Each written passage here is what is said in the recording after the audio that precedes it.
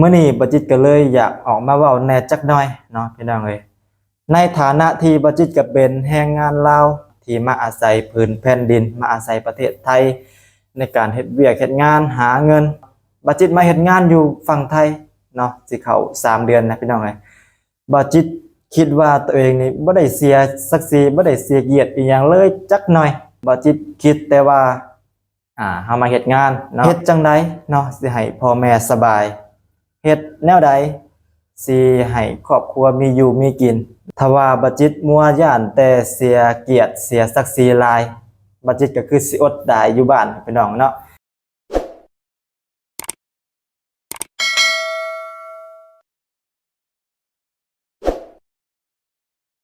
ปลาเจ้าก็ว่าโพดเนาะคนลาวมาเฮ็ดเวียกอยู่ไทยนี่นะเขาหันมีศักดิ์ศรีเบิดเด้อต่างแต่เขาที่ใส่ศักดิ์ศรีตัวนั้นน่ะกับเรื่องหยังแหน่เนาะเขาใจแยกได้ดี เจ้าเม่นมาจังซี่นี่มันบ่ปานใดเนาะเม่นมาว่าค่อยบ่ไปดอกอยู่ไทย ให้เขาสมน้ำหน้าเพิ่นว่าเสียศักดิ์ศรีกูเบิดเจ้าเว้าจังซี่นี่เว้าบ่ถูกต้องเนาะมาเฮ็ดเวียกอยู่นี่นะเขาบ่ได้เอาศักดิ์ศรีมาหลายเนาะบางคนเขาก็เอาไปใส่กับทักทายสวัสดีครับสวัสดีและสบายดีพ่อแม่พี่น้อง FC เบิร์ดสุขุสุคนเด้อยินดีต้อนรับทุกคนเข้าสู่ช่องของบาจิตบ้านโคกอีกละเด้อเนาะพี่น้องเอ้ยพอดีว่าบาจิตเลื่อนไปเห็นคลิปนี้เนาะคลิปของบ่าวก้องแก้วเพิ่นก็เป็นแรงงานลาวที่มาเฮ็ดงานอยู่ทางฝั่งไทยแต่ว่ามีคนลาวด้วยกันเนาะมาคอมเมนต์แบบนี้พี่น้องเอ้ยเนาะเพิ่นคอมเมนต์มาว่าบ่ไปดอกประเทศไทยไปให้เขาสมน้ำหน้าเนาะไปเป็นลูกน้องเขาเสียเกียรติเสียศักดิ์ศรีอยู่ลาวก็มีบ่อนเฮ็ดงานบ่อนหาเงินก็หลายบ่อนเนาะประมาณนี้เพิ่นได้คอมเมนต์มามื้อนี้บัจิตก็เลยอยากออกมาเว้าแหน่จักหน่อยเนาะพี่น้องเอ้ยในฐานะที่บัจิตก็เป็นแรงงานลาวที่มาอาศัยพื้นแผ่นดินมาอาศัยประเทศไทยในการเฮ็ดเวียกเฮ็ดงานหาเงินบัจิตมาเฮ็ดงานอยู่ฝั่งไทยเนาะสิเข้า3เดือนนะพี่น้องเอ้ยบัจิตคิดว่าตัวเองนี่บ่ได้เสียศักดิ์ศรีบ่ได้เสียเกียรติอีหยังเลยจักหน่อยบัจิตคิดแต่ว่าเฮามาเฮ็ดงานเฮ็ดจังไดเนาะสิให้พ่อแม่สบายเฮ็ดแนวใดสิให้ครอบครัวมีอยู่มีกินเนาะพี่น้องเอ้ยบัจิตคิดแค่นี้บ่ได้คิดว่าตัวเองมาเป็นลูกน้องเขาบ่ได้คิดว่าเสียเกียรติเลยจักหน่อยเนาะบัจิตคิดแต่ว่าให้พ่อแม่อยู่สุขสบายให้ครอบครัวมีอยู่มีกินถ้าว่าบัจิตมัวย่านแต่เสียเกียรติเสียศักดิ์ศรีหลายบัจิตก็คือสิอดตายอยู่บ้านพี่น้องเนาะบัจิตมาเฮ็ดงานอยู่ทางฝั่งไทยนี่บัจิตรู้สึกว่าตัวเองนี่บ่ได้เสียเกียรติบ่ได้เสียศักดิ์ศรีอีหยังจักหน่อยเลย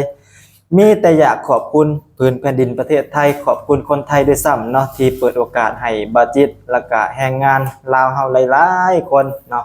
เข้ามาเฮ็ดงานอยู่ทางฝั่งไทยบ่จิตเชื่อเลยว่าแรงงานลาวที่มาเฮ็ดงานอยู่ทางฝั่งไทยนี่เกือบครึ่งประเทศเนาะบางคนก็ได้ดิบได้ดีย้อนประเทศไทย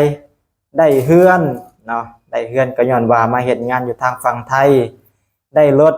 ก็ย้อนว่ามาเฮ็ดงานอยู่ทางฝั่งไทยบาจิตก็คือกันเนาะได้รถก็ย้อนว่าเฮ็ดงานอยู่ทางฝั่งไทยพี่น้องเอ้ยได้บ้านก็ย้อนว่ามาเฮ็ดงานอยู่ทางฝั่งไทยเนาะเลี้ยงพ่อเลี้ยงแม่ได้ก็ย้อนว่ามาเฮ็ดงานอยู่ทางฝั่งไทยนี่แหละบาจิตบ่ได้บาจิตรู้สึกว่าตัวเองบ่ได้เสียเกียรติบ่ได้เสียศักดิ์ศรีอีหยังเลยจักดิเนาะในยุคนี้บ่เน้นมีเกียรติเนาะเน้นมีกินพี่น้องเอ้ยบาจิตอยากฝากคลิปนี้ไปถึงคนที่มาคอมเมนต์เนาะให้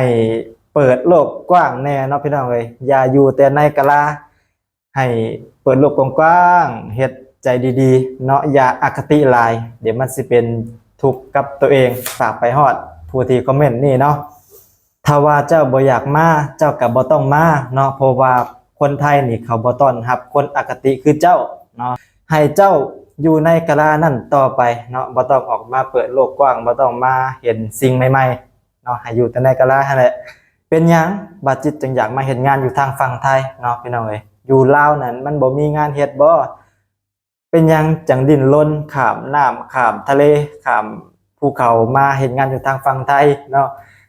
ถามว่าอยู่ลาวมีงานเฮ็ดบ่มันก็มีเนาะ แต่ว่าค่าตอบแทนมันอาจสิได้หน่อยกว่าประเทศไทยหลายเท่าเนาะพี่น้องเอ้ยเนาะสมมุติเลยบาจิตมาเฮ็ดงานอยู่ทางฝั่งไทยเนาะบาจิตเริ่มต้นเลยเนาะได้อยู่ที่เดือนหนึงได้12,000พี่น้องเอ้ยได้12,000เนาะเทียบกับอยู่ลาวนี่เริ่มต้นอยู่ที่1,500,000กีบ1,500,000กีบถ้าว่าตีเป็นเงินบาทไทยก็ได้อยู่ที่2,000กว่าเนาะ2,000กว่าแต่ว่าบัดจิตมาเฮ็ดงานอยู่ทางฝั่งไทยนี่ได้เดือนหนึงเนาะได้12,000เนี่ยมันแตกต่างกันเลยเนาะพี่น้องเอ้ยมาเฮ็ดงานอยู่ทางฝั่งไทยนี่ได้เป็น5-6เท่าเนาะถ้าว่าบัดจิตเฮ็ดงานอยู่ทางฝั่งลาวนี่บัดจิตเฮ็ดงาน6เดือนจังได้12,000เนาะบางทีก็บ่ได้เลยเพราะว่าอยู่ลาวอยู่บ้านบัดจิตนี่ค่าครองชีพสูงเนาะค่าครองชีพแพงค่าแรงต่ำก็ประมาณนี้บางทีอาจสิบ่พอกินบ่พอใช้ด้วยซ้ำเนาะเงินล้านหามันสิเฮ็ดอีหยังได้พี่น้องเอ้ยซื้อเล็กๆน้อยๆก็เบิดเนาะบาจิตมาเฮ็ดงานอยู่ทางฝั่งไทยนี่ก็มีกินมีอยู่มีใช้เนาะมีฝากให้พ่อแม่ทุกเดือนบาจิตฝากให้บ่ได้ขาดเนาะพี่น้องเอ้ยเดือนละ1,000 2,000ฝากให้พอได้ใช้พอได้จ่ายเนาะ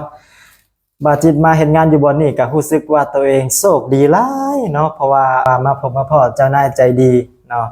บาจิตมาอยู่บ่อนนี่ก็ค่าน้ำค่าไฟค่ากินค่าอยู่บาจิตบ่ได้เสียเนาะมีแต่ว่าทางหัวหน้าเพิ่นเสียให้เบิดถ้าจิตรู้สึกว่าโชคดีหลายเนาะที่ได้มาเฮ็ดงานอยู่ประเทศไทยได้มาเฮ็ดงานอยู่บ่อนนี่นะพี่น้องเอ้ยบาจิตก็ขอบุญขอบคุณคนไทยแล้วก็ FC ทางฝั่งไทยขอขอบคุณพื้นแผ่นดินไทยที่เปิดโอกาสให้บาจิตได้มาเฮ็ดเฮ็ดงานได้มาหาเงินมาหาอนาคตที่ดีเนาะพี่น้องเอ้ยขอบคุณหลายๆเด้อบุญคุณนี่บาจิตบ่ลืมแน่นอนและท้ายที่สุดนี่บัดจิตก็อยากฝากคลิปนี้ไปถึงคนที่เพิ่นได้คอมเมนต์เนาะคนที่มีอคติบัดจิตอยากให้ลองเปิดใจเนาะลองเปิดใจอย่าอคติหลายลองมาเที่ยวลองมาเบิ่งประเทศไทยลองเปิดโลกกว้างแน่เนาะอย่าอคติหลาย โอเคเนาะพี่น้องสำหรับคลิปนี้บัดจิตก็มีเพียงส่ำนี้เด้อจังใดก็ฝากให้พ่อพี่น้องฝาก FC